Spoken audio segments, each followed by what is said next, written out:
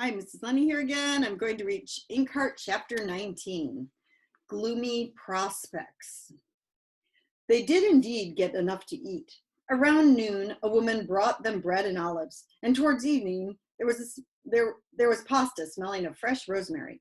But the food couldn't cut short the endless hours any more than full stomachs dispelled their fear of what the next day might bring. Perhaps not even a book would have done it. But there was no point thinking of that since they had no books, only the blank walls and the locked door. At least a new light bulb was hanging from the ceiling, so they didn't have to sit in the dark the whole time. Maggie kept looking at the crack under the door to see if night was falling yet. She imagined lizards sitting outside in the sun. She'd seen some in the square outside the church. Had the emerald green lizard that scurried out of the heaps of coin found its way outside? And what had happened to the boy? Maggie saw his frightened expression whenever she closed her eyes. She wondered whether the same thoughts were going through Mo's head. He had hardly said a word since they were locked up again, but he had flopped down on the pile of straw and turned his face to the wall. Eleanor was no more talkative. "How generous," was all she had muttered when Cockerel had bolted the door after them. "Our host has graciously provided 2 more heaps of moldy straw."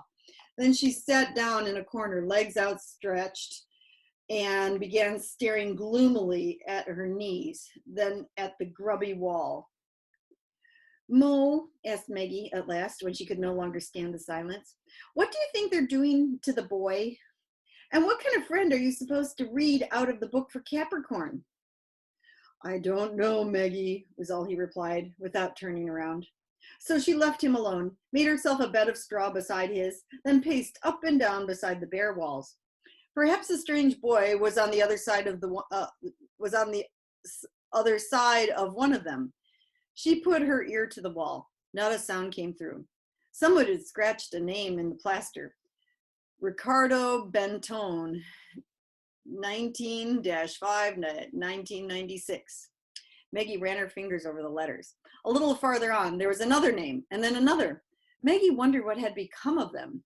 Ricardo, Ugo, Bernardo. Perhaps I ought to just scratch my name here too, she thought, just in case. But she was careful not to think her way to the end of that sentence. Behind her, Eleanor lay down in her straw bed, sighing. When Maggie turned to her, she forced a smile. "What I wouldn't give for a comb," she said, pushing the hair back from her forehead. "I'd never have thought that in a situation like this I'd miss a comb so much, of all the things, but I do. Heavens, I don't even have a hairpin left. I must look like a witch or a mop that's seen better days."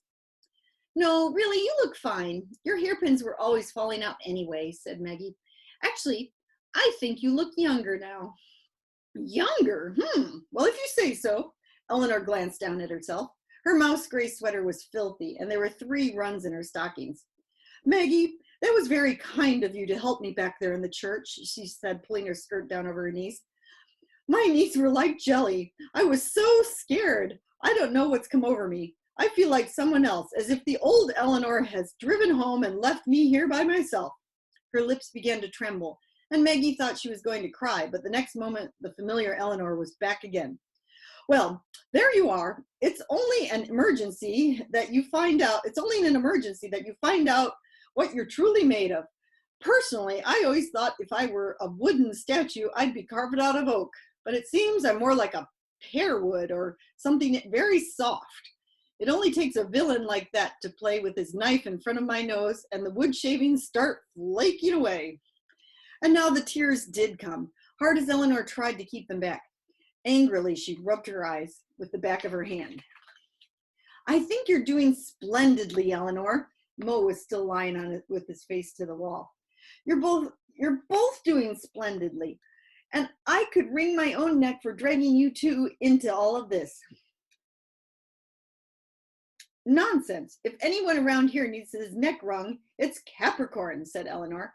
And that man Basta, my God, I'd never have thought the idea of strangling another human being would give me such an enormous satisfaction. But I'm sure if I could just get my hands around that Basta's neck, I could." On seeing the shock in Maggie's eyes, she fell guiltily silent. But Maggie just shrugged her shoulders. I feel the same, she murmured, and began scratching an M on the wall with the key of her bicycle lock. Weird to think she still had that key in her pants pocket, like a souvenir of another life. Eleanor ran her finger down one of the runs in her stockings, and Mo turned on his back and stared at the ceiling. I'm so sorry, Maggie, he said suddenly. I'm so sorry I let them take the book away from me. Maggie scratched an E into the wall. It doesn't make any difference, she said, stepping back. The G's in her name looked like nibbled O's. You probably couldn't have read her back out of it anyway. No, probably not, Mo murmured, and went on staring at the ceiling. It's not your fault, said Maggie. She wanted to add, the main thing is that you're with me. The main thing is for Basta never to put his knife to your throat again. I mean, I hardly remember my mother. I know her from a couple of photographs. But Maggie did not say any of that, for she knew it wouldn't comfort Mo. It would probably just make him sadder than ever. For the first time, Maggie had some idea of how much he missed her mother. And for one crazy moment, she felt jealous. She scratched an I in the plaster of the wall. That was an easy letter. Then she lowered the key. Footsteps were approaching outside. Eleanor put her hand to her mouth when they stopped. Basta pushed open the door, and there was someone behind him. Maggie recognized the old woman she had seen in Capricorn's house. With a dour expression on her face, she pushed past Basta and put a mug and a thermos jug on the floor. As if I didn't have enough to do, she muttered before going out again. So now we have to feed our fine guests too. They might at least be put to work if you have to keep them in here. Tell that to Capricorn, was all that Basta replied. Then he drew his knife, smiled at Eleanor, and wiped the blade on his jacket. It was getting dark outside, and his snow-white shirt shone in the gathering twilight. Enjoy your tea, Silver Tongue, he said, relishing the discomfort on Eleanor's face. Mortola's put so much honey in the jug, your mouth will probably gum up with the first sip you take, but your throat will be as good as new tomorrow. What have you done with the boy? Asked Mo. Oh, I think he's next door to you. Capricorn hasn't decided what's to become of him yet. Cockerel will try him out with a little ordeal by fire tomorrow, and then we'll know if he's any use to us. Mo sat upright. Ordeal by fire? He asked, his voice both bitter and mocking. Well, you can't have passed that one yourself. You're even afraid of Dustfinger's matches. Watch your tongue, Basta hissed at him. One more word and I'll cut it out, however precious it might be. Oh, no, you won't, said Mo, standing up. He took his time filling the mug with steaming tea. Maybe not, Basta lowered his voice as if afraid of being overheard, but your little daughter has a tongue too, and hers isn't as valuable as yours. Mung flung the mug of hot tea at him, but Basta closed the door so quickly the mug smashed into the wood. Sweet dreams, he called from outside as he shut the bolts. See you in the morning. None of them said a word when he was gone, not for a long time. Mo, tell me a story, Maggie whispered at last. What story do you want to hear? He asked, putting his arm around her shoulder. Tell me about the one about us being in Egypt, she whispered. And we're looking for treasure and surviving sandstorms and scorpions and all the scary ghosts rising from their tombs to watch over their precious grave goods. Oh, that story, said Mo. Didn't I make it up for your 8th birthday? It's a rather gloomy tale, as far as I remember. Yes, very, said Maggie, but it has a happy ending. Everything turns out all right, and we come home laden with treasure. I wouldn't mind hearing that one myself, said Eleanor, her voice unsteady. She was probably still thinking of Basta's knife. So Mo began to tell his story, without the rustle of pages, without the endless labyrinth of letters. Mo, nothing ever came out of a story that you were just telling, did it? Asked Maggie at one point, suddenly feeling anxious. Oh no, he said. For that to happen, it seems that printer's ink is necessary, and someone else needs to have made up the story. He continued, and Maggie and Eleanor listened until his voice had carried them far, far away. Finally, they all went to sleep. A sound woke them up. Someone was fiddling with a lock at the door. Maggie thought she heard a muffled curse. "Oh no," breathed Eleanor. She was the first on her feet. "They're coming to take me away. That old woman's persuaded them. Why feed us? You maybe," she said, looking frantically at Mo. "But why me?" "Go over to the wall, Eleanor," said Mo as he moved Maggie behind him. "Both of you keep well back from the door." The lock sprang open with a muffled little clink, and the door was pushed just far enough open for someone to squeeze through it. It was Dustfinger. He cast a last anxious glance outside, then pulled the door shut behind him and leaned against it. "So I hear you, but you've done it again, Silvertongue," he said, lowering his voice. "They say the poor boy still hasn't uttered a sound, but I don't blame him. I can tell you, it's horrible feeling it's a horrible feeling suddenly landing in someone else's story." "What are you doing here?" snapped Eleanor, but the sight of Dustfinger had actually filled her with relief. "Leave him alone, Eleanor," said Mo, moving her aside and going over to Dustfinger. "How are your hands?" he asked. Dustfinger shrugged. "They put cold water on them in the kitchen, but the skin's still almost as red as the flames that licked it." "Ask him what he wants," hissed Eleanor. "And if he's just come to tell us that he can't do anything about the mess we're in, then you might as well wring his lying neck." By the way of an answer, Dustfinger tossed her a bunch of keys. "Why do you think I'm here?" he grumbled back, switching off the light. "Stealing the car keys from Basta wasn't easy, and a word of thanks might not be out of place, but we can think about that later. We don't want to hang around any longer. Let's get out of here." Cautiously, he opened the door and listened. "There's a sentry posted up at the church tower," he whispered, "but the guards are keeping watch on the hills, not the village. The dogs are in their kennels, and even if we do have to deal with them, luckily they like me better than they like Basta."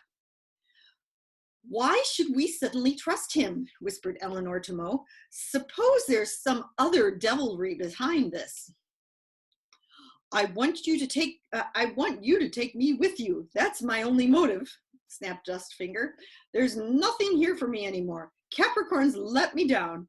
He's sent the only scrap of hope I still had up in smoke. He thinks he can do what he likes with me. Dustfinger's only a dog you can kick without fearing he may bite back. But he's wrong there. He burned the book, so I'm taking away the reader I brought him. And as for you," he said, jabbing his burnt finger into Eleanor's chest, "you can come because you have a car. No one gets out of this village on foot, not even Capricorn's men. Not with the snakes that infest these hills. But I can't drive, so—" "I knew it." Eleanor almost forgot to keep her voice down. "He just wants us to save his own skin. That's why he's helping us. He doesn't have a guilty conscience. Oh no, why should he?" "I don't care why he's helping us, Eleanor," Mo interrupted her impatiently. "We have to get away from here. That's what matters. But we're going to take someone else with us too." "Someone else? Who?" Dustfinger looked at him uneasily. "The boy, the one I condemned yesterday to the same fate as you," replied Mo, making his way past Dustfinger and out the door. "Basta said he's next door to us, and a lock is no obstacle to your clever fingers." "Well, I burned these clever fingers yesterday," muttered Dustfinger angrily. "Still, just as you please, your soft heart will be the ruin of us yet." When Dustfinger knocked on the door bearing the number 5, a faint rustling could be heard on the other side. "Seems like they were going to let him live," he whispered as he got to work on the lock. "They put people condemned to death in the crypt under the church.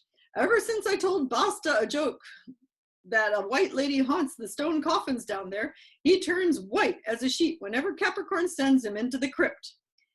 He chuckled quietly at the memory, like a schoolboy who had just played a particularly good practical joke. Maggie looked across at the church. "Do they often condemn people to death here?" she asked quietly. Dustfinger shrugged. "Not as often as they used to, but it does happen." Stop telling her such stories," whispered Mo. He and Eleanor never took their eyes off the church tower. The sentry was posted high up on the wall beside the belfry. It made Maggie dizzy just to look up there. "Those are no stories, Silvertongue. It's the truth. Don't you recognize the truth when you meet it anymore? The truth's not pretty, of course. No one likes to look at it in the face. Dustfinger stepped back from the door and bowed. After you. I've picked the lock. You can bring him out. Even with his burnt fingers, it hadn't taken him very long. You go in, Mo whispered to Maggie. He'll be less afraid of you. It was pitch dark on the other side of the door, but Maggie heard a rustle as she stepped into the room, as if an animal were moving somewhere in the straw. Dustfinger put his arm through the doorway and handed her a flashlight. When Maggie switched it on, the beam of light fell on the boy's dark face. The straw they had given him seemed even moldier than the pile on which Maggie had slept, but the boy looked as if he hadn't closed his eyes since Flatnose had locked him in anyway. His arms were tightly clasped around his legs, as if they were all he could rely on. Perhaps he was still waiting for his nightmare to end. Come with us, whispered Maggie, reaching out a hand to him. We want to help you. We'll take you away from here. He didn't move. He just stared at her, his eyes narrow with distrust. Hurry up, Maggie, breathed Mo through the door. The boy glanced at him and retreated until his back was right up against the wall. Please, whispered Maggie, you must come. The people here will do bad things to you. He was still looking at her. Then he stood up, cautiously, never taking his eyes off her. He was taller than she was by almost a hand's breadth. Suddenly, he leaped forward, making for the open door. He pushed Maggie aside so roughly that she fell over, but he couldn't get past Mo. Here, take it easy, Mo said under his breath. We really do want to help you, but you must do as we say, understand? The boy glared at him with dislike. You're all devils, he whispered. Devils or demons. So he did understand their language. And why not? His own story was told in every language in the world. Maggie got up and rubbed her knees. She must have grazed it on the stone floor. If you want to see some real devils, then all you have to do is stay here, she hissed at the boy as she pushed her way past him. He flinched away as if she were a witch. Mo drew the boy aside. See that man on watch up there? He whispered, pointing to the church tower. If he sees us, they'll kill us. The boy looked at the man on guard. Dustfinger went over to him. Hurry up, will ya? He said quietly. If the lad doesn't want to go with us, then he can just stay here. And the rest of you, take your shoes off, he added, glancing at the boy's bare feet, or you'll make more noise than a flock of goats. Eleanor grumbled something in a cross voice, but she obeyed, and the boy did follow them, if hesitantly.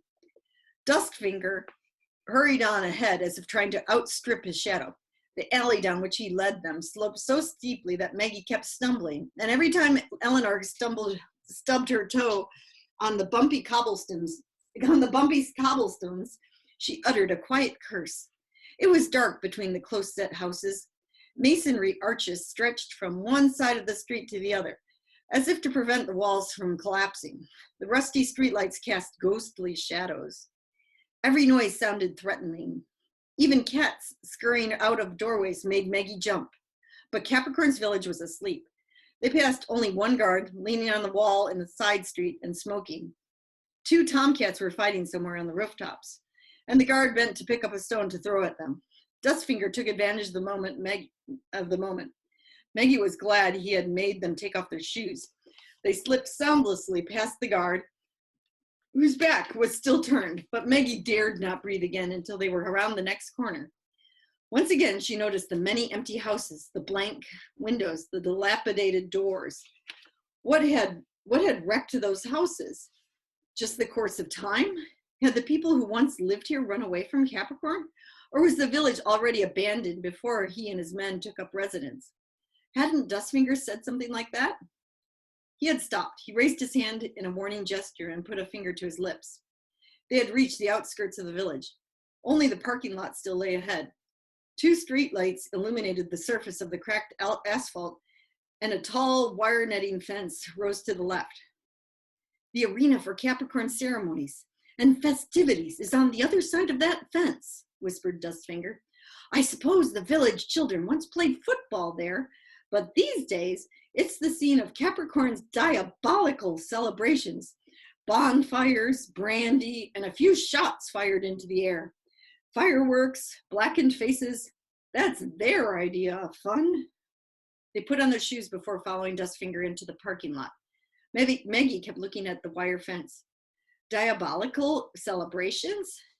She could almost see the bonfires, the blackened faces. Come on, Maggie, urged Mo, leading her on. The sound of rushing water could be heard somewhere in the darkness, and Maggie remembered the bridge they had crossed on the way here. Suppose a guard was stationed there this time.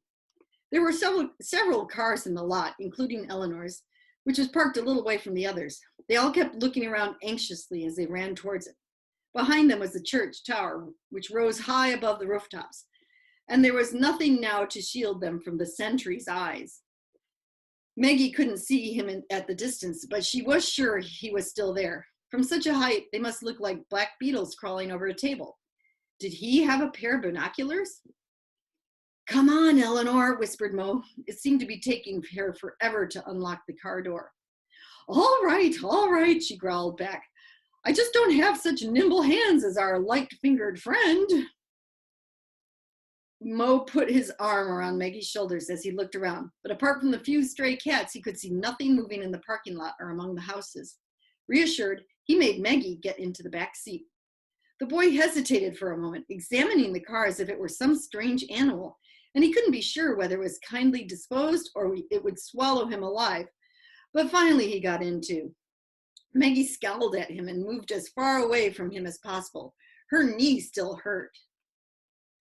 Where's the matchstick eater? Whispered Eleanor.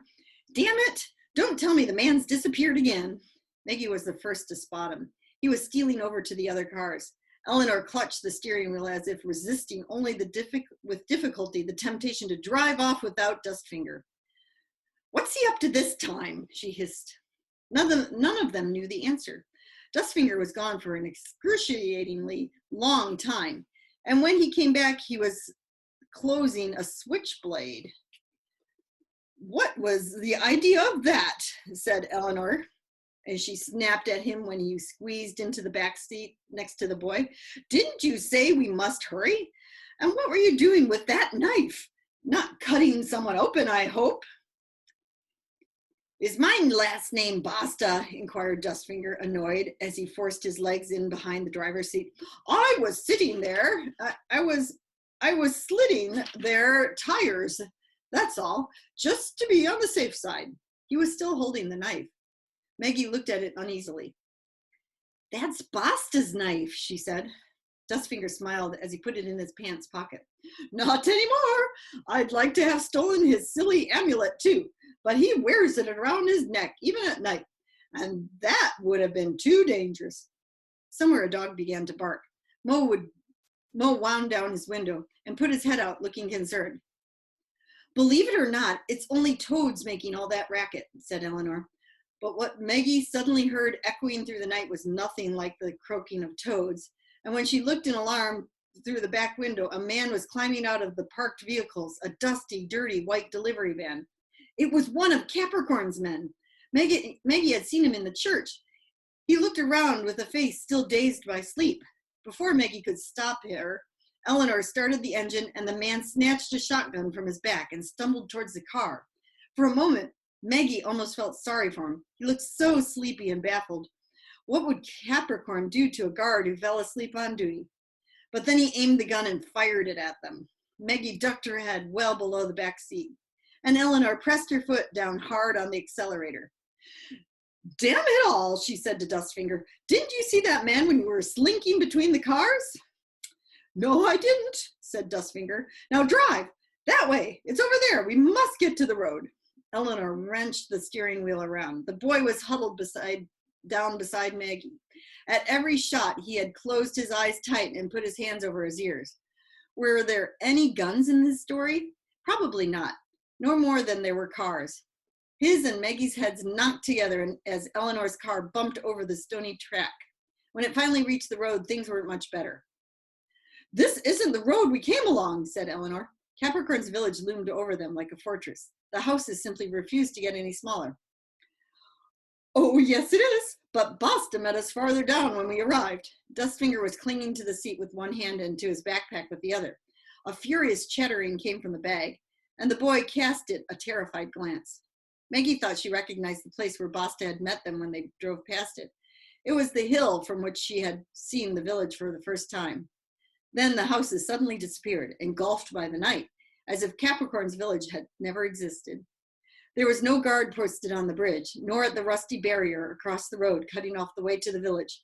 Maggie looked back at it until the darkness had swallowed it up. It's over, she thought. It's really over. The night was clear. Maggie had never seen so many stars. The sky stretched above the black hills like a cloth embroidered with tiny beads. The whole world seemed to consist of hills, like a cat arching its back at the face of the night.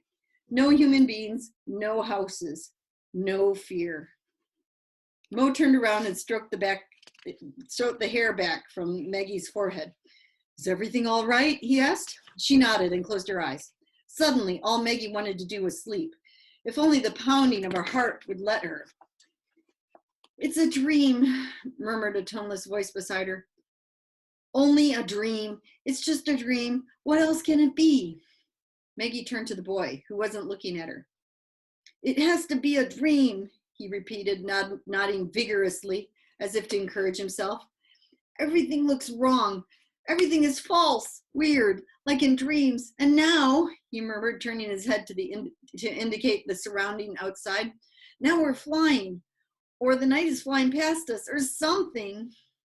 Maggie could almost have smiled. She wanted to tell him it wasn't a dream, but she was just too tired to explain the whole complicated story. She looked at Dustfinger. He was patting the fabric of his pack, probably trying to soothe his angry Martin.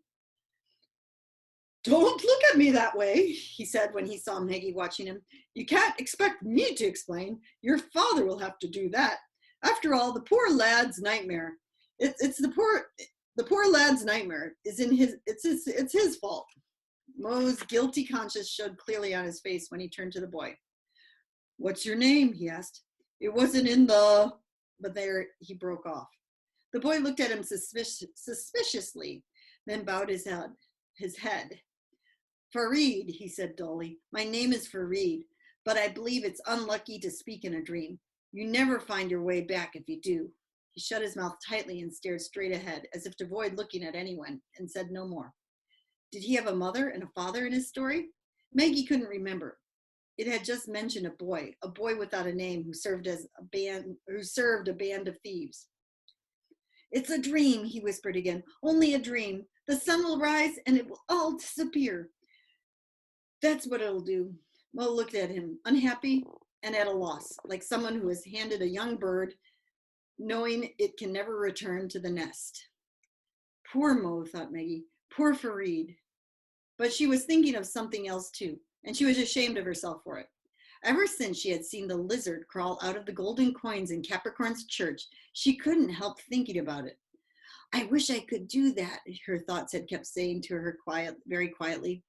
The wish had settled like a cockatoo, the wish had settled like a cuckoo in the nest of her heart, where it kept fluffing up its plumage and making itself at home, no matter how hard she tried to throw it out. I wish I could do that, it whispered. I'd like to bring them out of books, touch them, all those characters, all those wonderful characters. I want them to come out of the pages and sit beside me. I want them to smile at me. I want. Outside it was still dark, as if morning would never come. I'm going to drive straight on, said Eleanor, until we reach my house. Far behind them, headlights showed like fingers probing the night. And that's the end of chapter 19.